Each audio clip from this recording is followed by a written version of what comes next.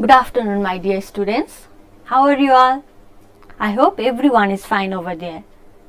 Well, we are in class of grade 4 science today, and we have already seen the topic over here, right? Oviparous and viviparous animals. Sounds new to you?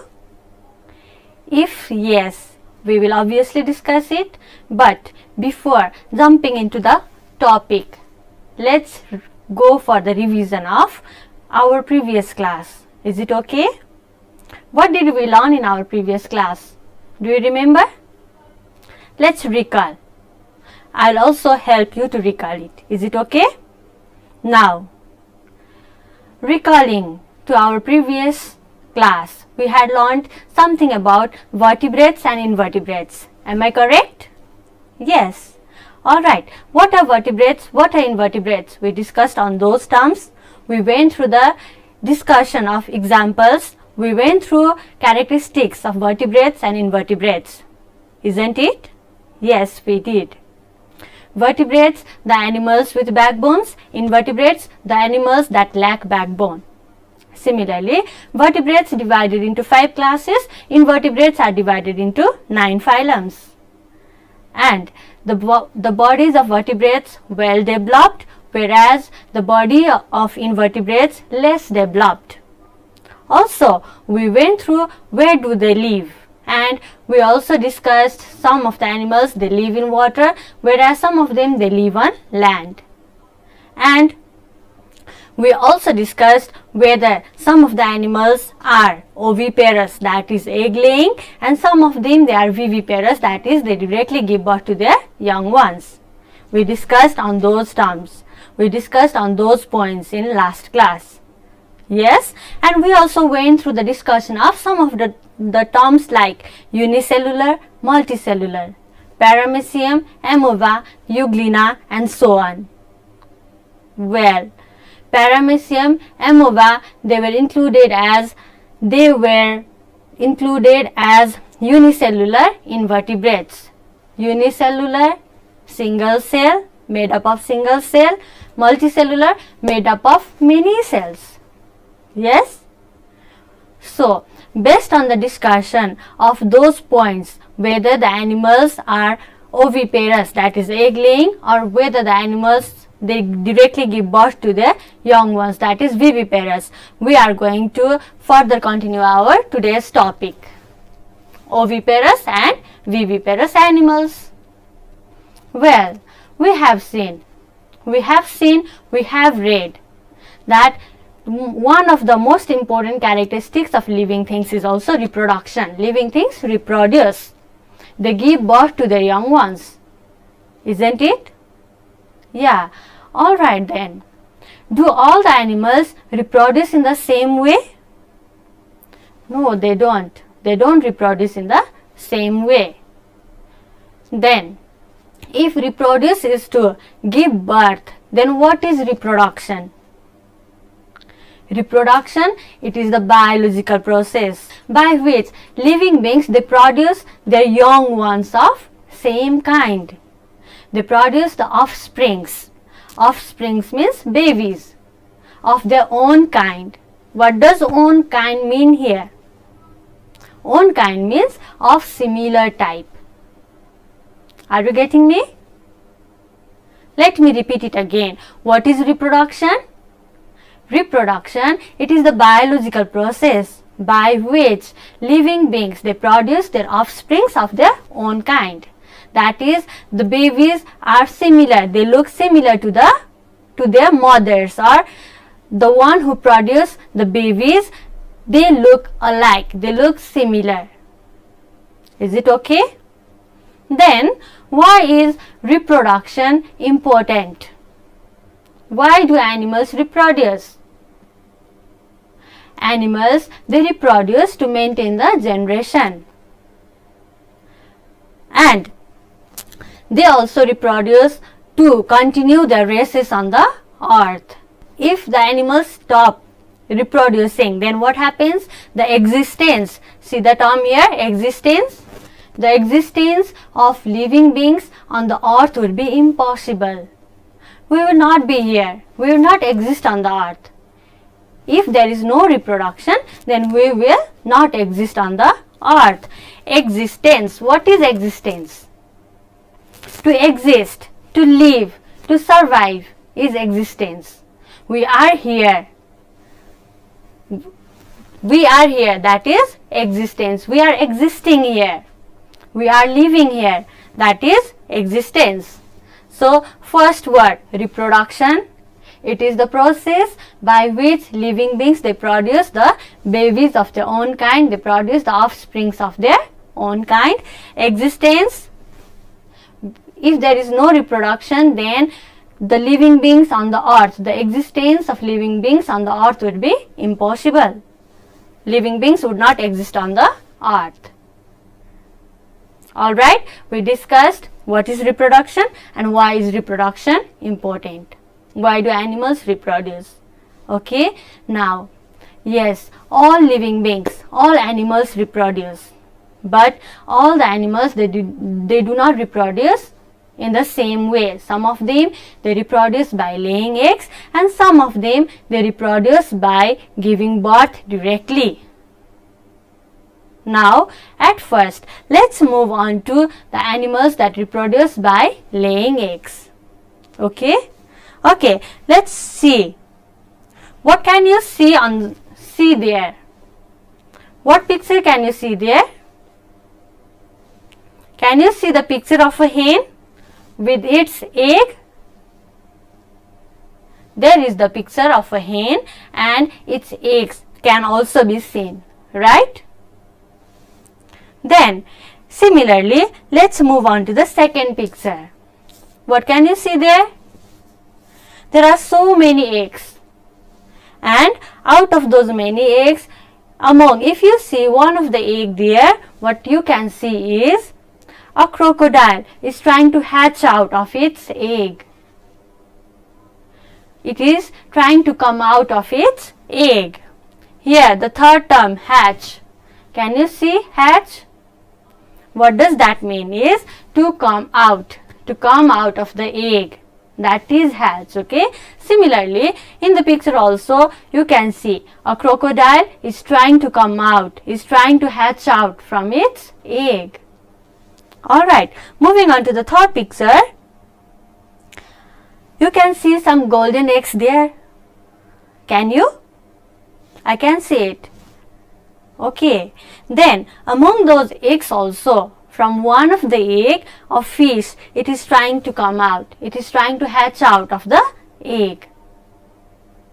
In the picture, a fish is trying to come out. It is trying to hatch out from the egg. Alright, then again moving on to the next picture. Can you see the picture of a leaf there? And also some white, tiny objects are there, right? Are you able to see or not? Yes. What are they? Can you guess? They are also the eggs of a butterfly. Well, moving on to the next picture, we can also see a mosquito. That is the picture of a mosquito. And below it, there is something white material. Yes? What is it? It is also the egg of mosquito. And in this picture also, a mosquito, it has already somewhat hatched out of its egg. Then, finally, in the last picture, what can you see? I can see a snake. And there are some eggs also wrapped. Can you see the picture or not? Yes, a snake is there and its eggs are also there.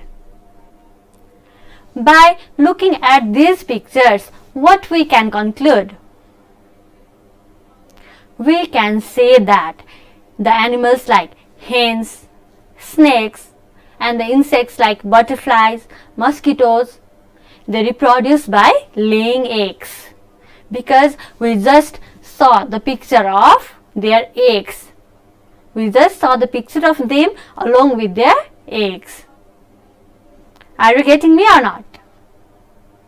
Hence, what we can conclude is these animals, they reproduce by laying eggs, and the animals that reproduce by laying eggs are called oviparous animals. What are they called? They are called oviparous animals. Once again, let me repeat the same thing. The animals that reproduce by laying eggs are called oviparous animals. Alright? Okay then, let's discuss on how do they lay eggs or where do they lay eggs. Let's discuss on the same thing. The insects like butterflies, silk moth, they lay eggs on the leaves. Okay. Similarly, birds are also there. Birds, they lay eggs on their nest. Also, some of the animals like fishes, frogs, they are there, isn't it? Fishes, frogs, they are also oviparous animals. Then, where do they lay eggs? They lay eggs in water. Fishes and frogs, they lay eggs in water. Alright.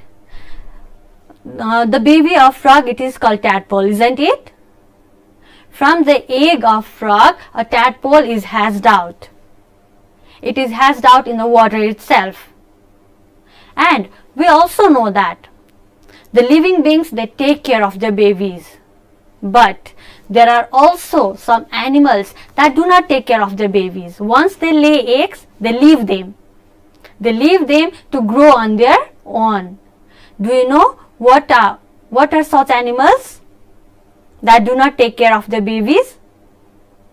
We human beings, our mother take care of us. Whenever we are grown, whenever we take birth, then our mother, she takes care of us. She has taken care of us, isn't it?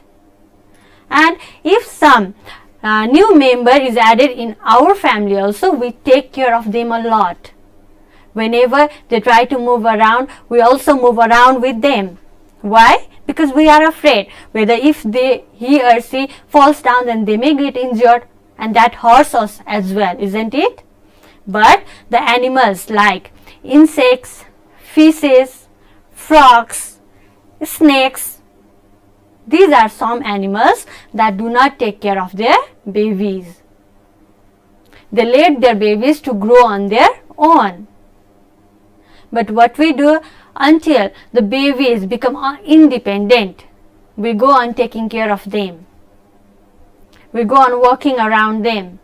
We take care of them a lot.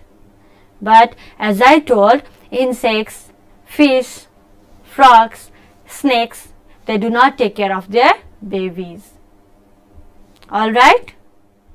Well, we discussed on the animals that reproduce by laying eggs, and we discussed those animals are called oviparous animals. Now, let's move on to the next one. What was it? Do you remember? The animals, they reproduce in different ways. First one, by laying eggs, we already discussed, and second one, they reproduce by giving birth. They give birth to the young ones directly. They do not lay eggs. Then, what are those animals called? Can you guess? The topic itself, oviparous and viviparous animals, is there. If we have already discussed oviparous animals, then the next one obviously will be viviparous animals. Yes? Okay, the animals that directly give birth to their young ones are called viviparous animals. Now, again, let's move on to the pictures, okay? Alright, what can you see in the picture? Can you identify the animal? A dog is shown. And is the dog alone? No, it's not. It is with its babies. The baby of dog, puppies, right? Yes, a dog is with its puppies. The puppies, they are sitting very close to the dog. Similarly, in second picture, what we can see? a cow is there, and the baby of a cow, it is sucking the milk. It is taking the milk. It is trying to suck the milk from the mother cow. Yes, similarly, moving into the next picture, a whale and its baby is shown. Both of them, they are inside the water. In the picture, whale and its baby both are inside the water. Then, moving on to the next picture, a bat, it is shown there and it is carrying its baby. It is flying in the air by carrying its baby. Also, in the last picture, a picture of a small child along with her mother is there. She is catching the baby in her arms. By looking at these pictures only, what can we say? What can we conclude? The animals like dogs, cows, whales, bats and even human beings, we take care of our babies. When they are small, we take care of our babies a lot. Yes? Then, okay, now from this, what can we say? What are viviparous animals? The animals that directly give birth to their young ones without laying eggs are called viviparous animals. And the example includes, as I have already shown also, the example may be dog, cow, human beings, whales, dolphins, anything, okay? Those are the examples of viviparous animals. As I have talked before, the animals like insects, frogs, snakes, they do not take care of their babies. But what do you think? Viviparous animals, do they take care of their babies or not? Yes, obviously they do. Viviparous animals, they take care of their babies. They nourish their babies. Nourish, what do you mean by nourish? To provide them with sufficient food, to take care of them in proper way, okay? They nourish their babies in proper way. Also, in viviparous animals, the females give birth and she feeds the babies. Like, they have mammary glands, okay? Mammary glands. Note down the word, okay? They have mammary glands on their bodies. What do you mean by mammary glands then? The glands that help to produce milk. The glands that help to produce milk are called mammary glands, and in viviparous animals, mammary glands is present. Like when we were small child, did we do breastfeeding or not? Our mother, she did, yes. We used to suckle the milk of our mother. We used to suck the milk of our mother. In the similar way, as I had shown in picture also before, a calf, the baby of a cow, it was sucking the milk of its mother. Yes or no? And similarly, when a dog gives birth to its puppies and whenever you go to catch those puppies, does that dog try to bite you or not? Does that dog bark at you or not? Yes, it does. Why?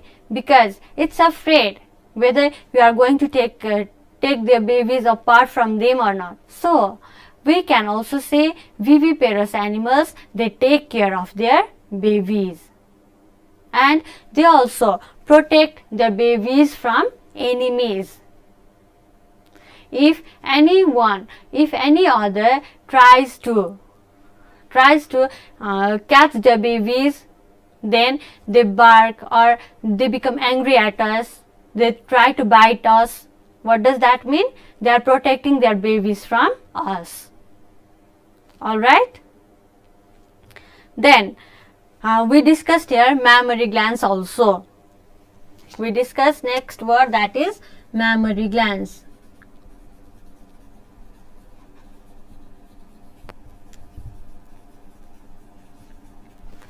These are milk producing glands. The function of mammary glands is to produce milk. Okay? Alright, now let's move on to short revision. We have already discussed on oviparous and viviparous animals, and we have already known some of the characteristics of oviparous and viviparous animals also. How do they take care of their babies, or why don't they take care of their babies also we have already learned. Now let's go for a short review, okay? Oviparous animals, they reproduce by laying eggs. And the example includes most of the insects and birds, they give birth by laying eggs, and except that frog, snakes, lizards also they reproduce by laying eggs. And also some of the animals like insects, snakes, frogs, they do not take care of their babies also we learnt, because they also want their babies to grow on their own. Okay, but viviparous animals, the animals that give birth to their babies directly are called viviparous animals. And next point is they have mammary glands to feed their young ones, to suckle their young ones. But in oviparous animals, they don't have mammary glands. Alright, then can you go for the differentiation of oviparous and viviparous animals now? Can you do it or not? First point, you can go for the definition. They lay eggs, they do not lay eggs, that is they give birth to the young ones directly. Second one, viviparous animals, they have mammary glands, whereas oviparous animals, they do not have mammary glands. And in the next one, you can go for writing the examples also. And we also discussed oviparous animals, they lay eggs. Some of them they lay eggs and lives in water, yes, and viviparous animals they just give birth directly. Alright, now as today's assignment, you are going to get assignment for today, and that assignment is you need to write the differences between oviparous and viviparous animals along with their examples. And the next one, you are going to name the animals that do not take care of their babies, or you may also write the animals that take care of their babies and also the animals that do not take care of their babies. Is it okay to everyone? Well, I hope everyone you got the lesson today, and expecting your presence in other classes as well. I am going to end today's class. Thank you everyone.